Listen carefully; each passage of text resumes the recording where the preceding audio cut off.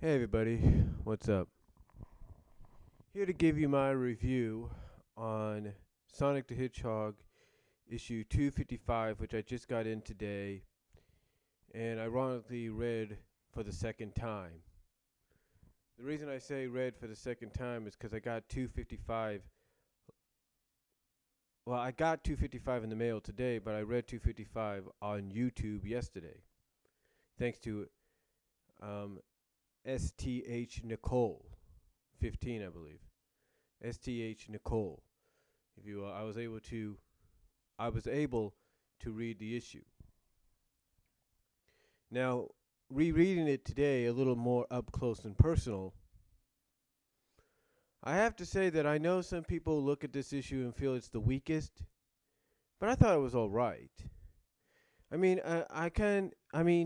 Honestly, I think we kind of have an idea exactly where they're going with the storyline for as far as the aftermath is concerned. As far as the aftermath is concerned, we kind of have an idea of exactly where they're going.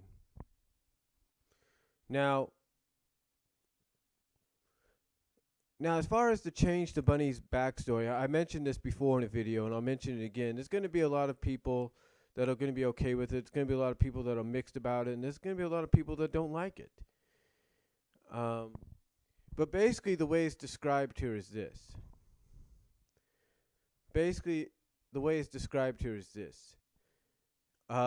Basically, in this timeline, in this reality, and they even pointed out this reality, Bunny was injured during Eggman's first attack. So basically, Uncle Chuck had to give her these new limbs to save her life. Now, what's ironic about that statement is Eggman, again, like I said, what's ironic about that statement is it says when Eggman first attacked. Now, we all know in the original timeline that when Robotnik Eggman attacked, they were about 5-6 years old. Obviously, here in this timeline, they had to be maybe at least in their, just entering their teens, or at least into the mid-teens when it happened. So, yeah, there you go on that one.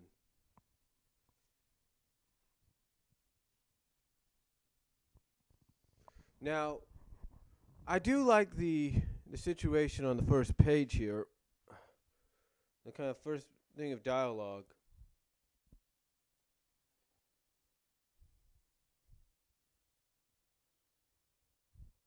Between Sonic and Tails.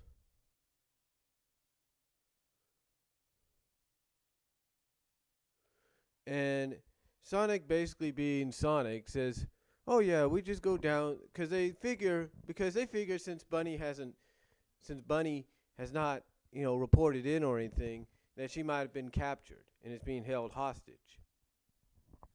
So they figure they'll just go in there and bust her free. And I love this little kind of little. I like this little bit of dialogue here between Tails and Sonic. Sonic's basically like, "Yeah, we'll just go down there and ask them to ask the Eggman and politely ask the Eggman." Basically, Sonic, being Sonic, goes like, "Yeah, well, we'll just go down there then, and we'll politely ask the Egg Army to let her go." And of course, Tails sarcastically is like politely asked, he says, is quote unquote politely asked. In other words, Tails doesn't like Sonic's kind of cockiness, like, "Yeah, we'll just go down there, beat the heck out of the Egg Army, get Bunny back, and be done just like that." So anyway, they do get fired on by the Egg Army in the Metropolis zone, or Metropolis. Or Metropolis zone. They do get fired on. They do take down some Egg Army guys, Egg Army soldiers. And then they finally meet up with, I guess you could say, the head guy, or at least one of the head guys. basically the foreman, and another very vaguely familiar egg soldier who looks very familiar to somebody else. But anyway, the foreman thinks they got Sonic and Tails trapped and asks the other egg soldier in front of him to lock down the doors. Now, Sonic does make the joke,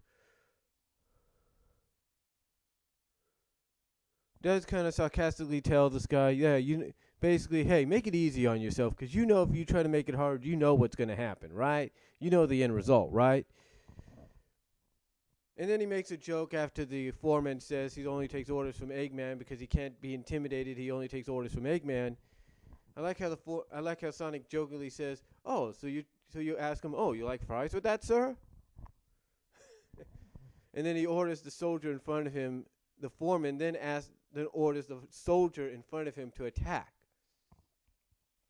So yeah, the egg army soldier in front of the foreman attacks, but doesn't attack Sonic, attacks him. And basically, he finally admits he had a feeling that there was a spy among them. And the foreman and the egg soldier known as Scarlet, get it? Kind of a play on a certain name. Yeah, whatever. But basically, she tells him, we've locked down the doors.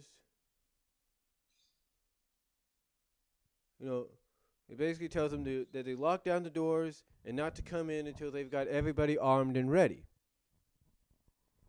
And after Scarlet gives that order to the rest of the egg army, she basically takes off her helmet, if you will, and reveals herself to be Bunny Rabbit, or as the little caption box calls it, Bunny DeCoolit the Rabbit. Yeah, kind of weird. So basically, we get a nice reunion between the three, and Bunny kind of explains why she, basically we get a reunion between the three, and, Tails kind of feels bad that they now blown her cover, but she admits it's kind of her fault for not checking in. But then goes on to explain that the reason she hadn't checked in when she should have was because the foreman, I guess you could say the egg boss here, was getting very highly suspicious, and that all transmissions out of the metropolis zone,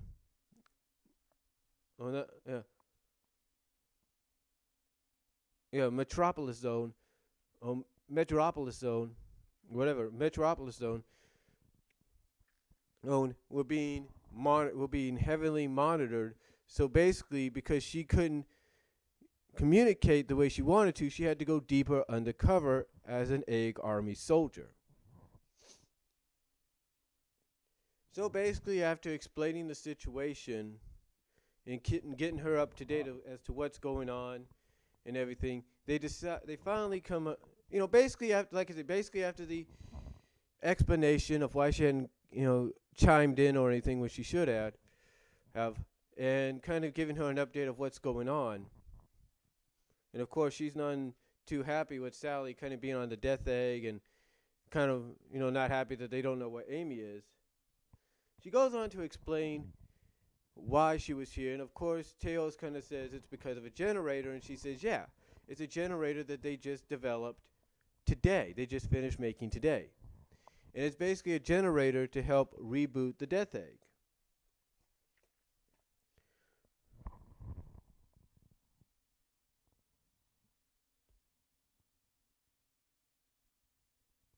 Yeah, basically she says the egg army had been developing a replacement for the death egg.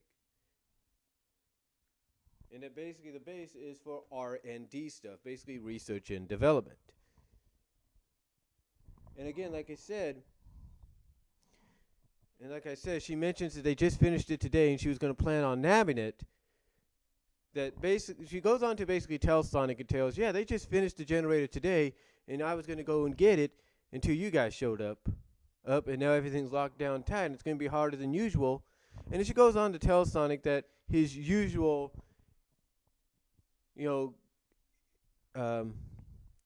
run fast and hit hard ain't going to work this time.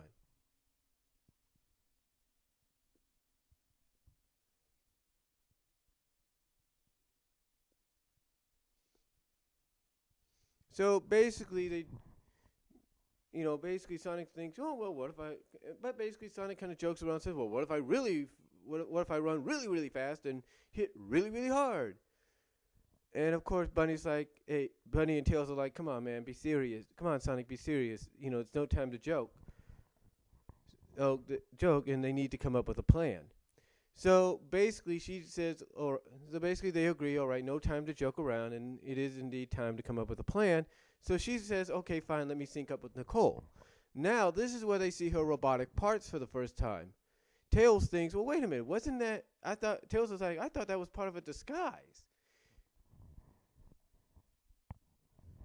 Eyes, and Sonic's kind of like, well, it's kind of like shocked as well. And Bunny's like, well, what are y'all talking about? I've been like this for years. She basically tells them that she'd been roboticized or been like this for years, because they're thinking, wait, you were still roboticized or what? And she's like, no, I'm not roboticized. Basically says, what are y'all talking about? I've been like this for years.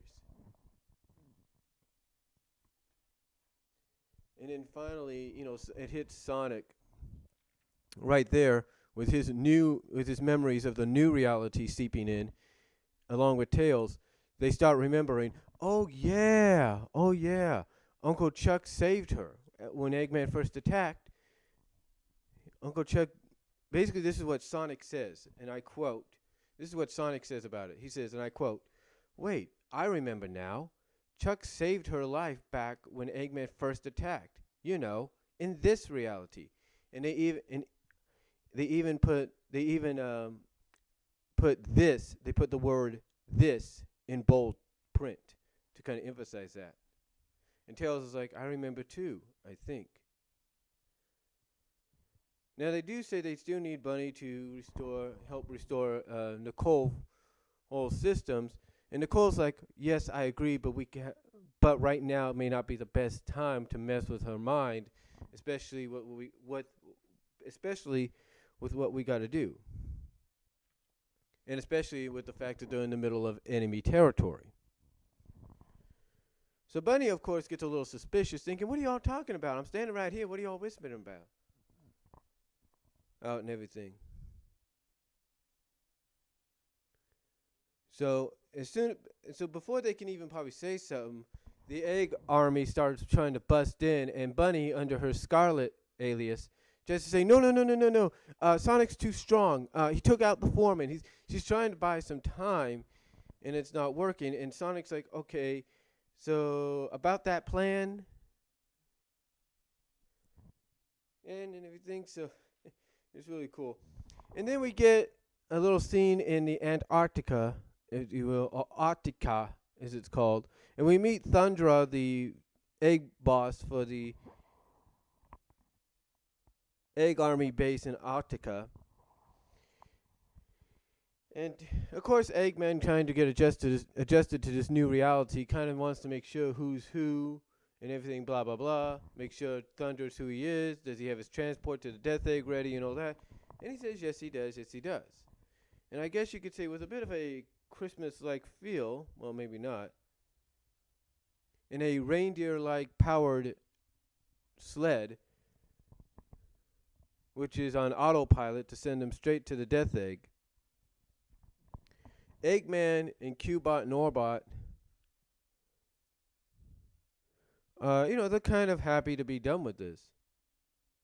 But Orbot and Cubot kind of have basically have a question for Eggman, asking him why he seems so familiar with Tundra, with that Tundra, with the Egg Boss Tundra, especially with this new timeline.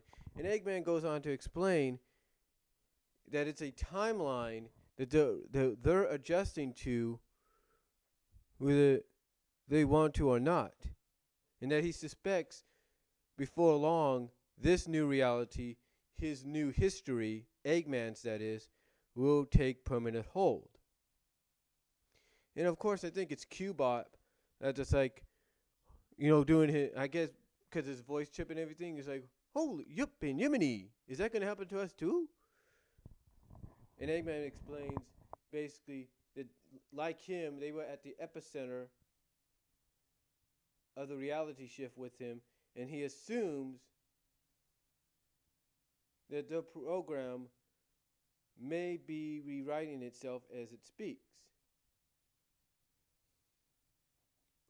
And of course, Orbot is like, so that's why you want to get back to the death egg, because it's hard to adjust to these two different kinds of memories. But Eggman's like, no, no, no, that's not the reason. Because, he pretty much says, no, that's not the reason. My mind can handle it all fine. Basically he's like, no, no, no, my mind can handle it and all fine and everything. He basically goes on to say what it concerns him the most is what he discovered in Eureka, basically in issue 253, and that it'll already be too late. So we get back to Metropolis Zone. And basically we have the fight going on now with Bunny and Sonic running and doing the plan that Sonic says comes in handy, and that's run fast or fly fast and hit hard. And and there are some great panels here. Bunny's using her force shield that she has and stuff like that. Good tag team moves by them, if you double team moves, if you will. Of course, she's got her arm cannon again, so it's all good. Great action panels here. And then there's a panel. I think it's the second panel to the right. As soon as they arrive to where the generator is, the second panel to the upper right is just Bunny and Sonic standing there with one of the egg soldiers saying halt. And I just love that. And to me, that is just an awesome awesome panel right there. And of course, you have the Egg Army say, hey, surrender and ask for mercy from the Eggman Empire. And then you have the bottom left-hand panel with Sonic being like, oh, goodness, when you put it that way, I guess we have no choice. And Bunny's like, we're in position. She tells Tails, we're in position. And it's a great, and again, just like the top right-hand panel, the bottom left-hand panel is just a great thing to look. It's just a great panel between the two, with the two kind of like in a badass pose, if you know what I mean.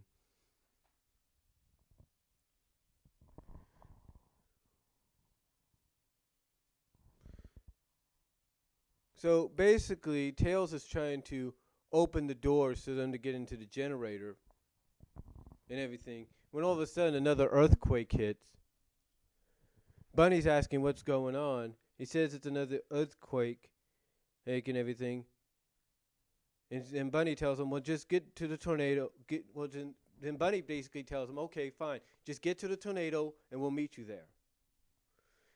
And of course you have the egg soldiers scrambling for secure locations. Now Bunny basically then gets magnetically locked on to the generator, but Sonic's like, yeah, that's good and all, but just like we couldn't bust our way in, there's no way we could probably bust our way. And as soon as he's about to finish that, Bunny not only obtains the generator, but the earthquake causes an opening for them to get out of, the egg base from. And Sonic's like, well, I guess these earthquakes can come in handy once in a while, and then tells Bunny to gun it. So basically, they get aboard the tornado. Sonic's kind of like, this seems a little too familiar. And Bunny asks him what he means or what that meant. And Sonic has to correct himself and said, I said this is like the quakes in the wood zone.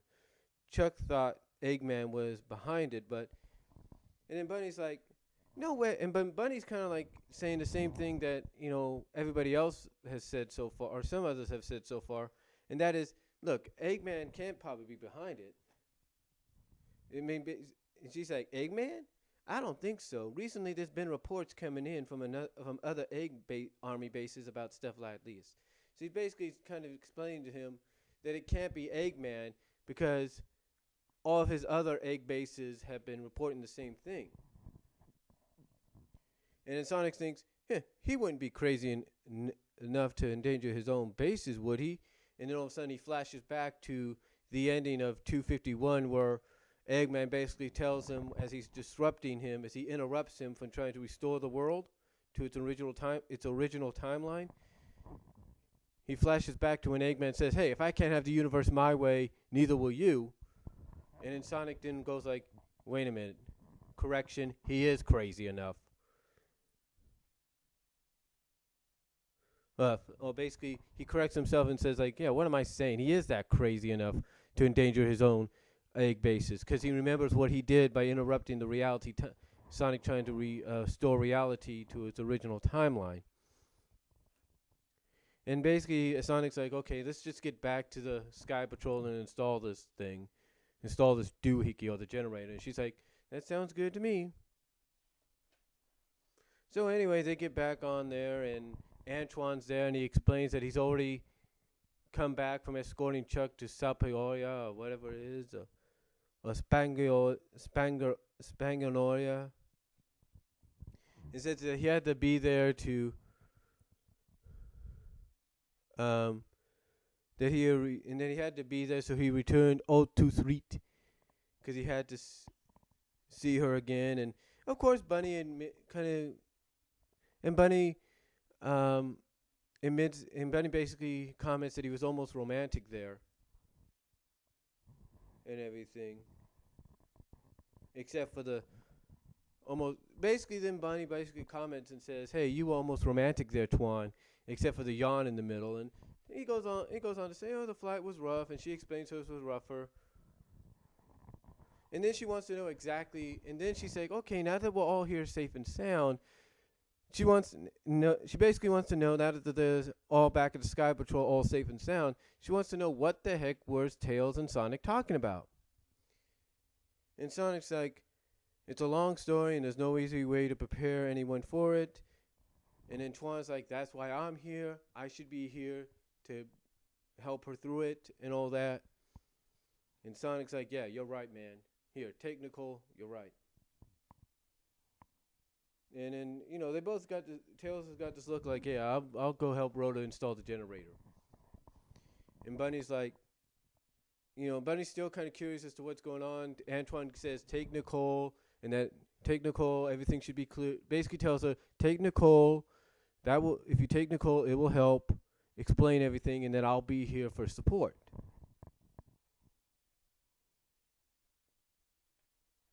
So Bunny takes Nicole, and just like everybody else, boom, she gets flashes of memory of the past timeline. And right now, I will say this: her flashback to the previous timeline is probably the best drawn I've seen. Probably the more spectacular drawing I have seen of somebody getting them kind of restored to getting their old memories back from the previous timeline. And of course, she ends up crying. She falls onto Antoine, crying a little bit in a hug and embrace. And all of a sudden, and all of a sudden she's hugging. She looks up and she sees her wedding ring is back on her finger. Back on her finger. So basically, and then she falls on her knees, looking at her hand and everything, kind of basically remembering what's going on. And that's basically what happens there. So basically that's what happens, and Sonic kind of gives them time, if you will, to kind of ease things up a little bit, kind of get adjusted to things. And of course Sonic and Nicole do have a conversation. Nicole says she's feeling much better. You could see her links form, if you will, popping up from out of the handheld. And basically she says all she needs now is for her database to be unscrambled, and she just wishes it didn't have to come at the cost of her friend's mental well-being.